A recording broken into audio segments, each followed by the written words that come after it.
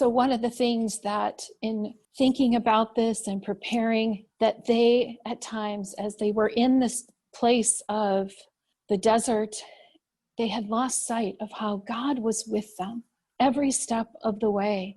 And God provided for them in their darkest moments when they were tired, they were thirsty, they were hungry, they were exhausted from their travels. God was with them. He provided manna from heaven every day until they reached the promised land. He provided quail, additional nourishment in addition to the manna. He would shift the winds where they were in need of more protein or more nourishment. God would shift the winds and provide birds for them. God also, when they were thirsty in the middle of the desert, he provided water that came from the rocks.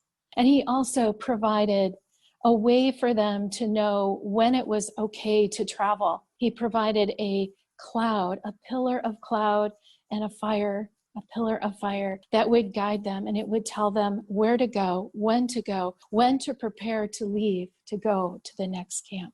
So God was there for them in this desert, in this journey. And I was thinking about this in terms of this, what you have before you, this is God's work site.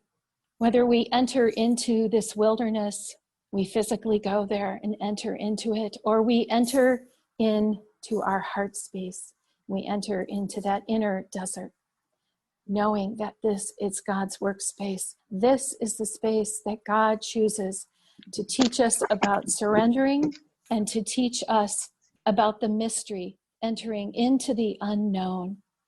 And for this, we are grateful.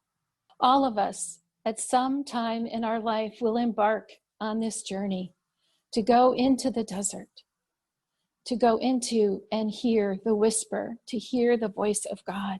We all must enter at one time in our life. And some of us on this call have already entered the desert, or maybe you're on this call and you're being called to go within, to go into this desert. But at some point, we are all called to go within. And like the Israelites, we may find ourselves bumping up against detours, distractions, roadblocks, but we all must continue on this journey inward.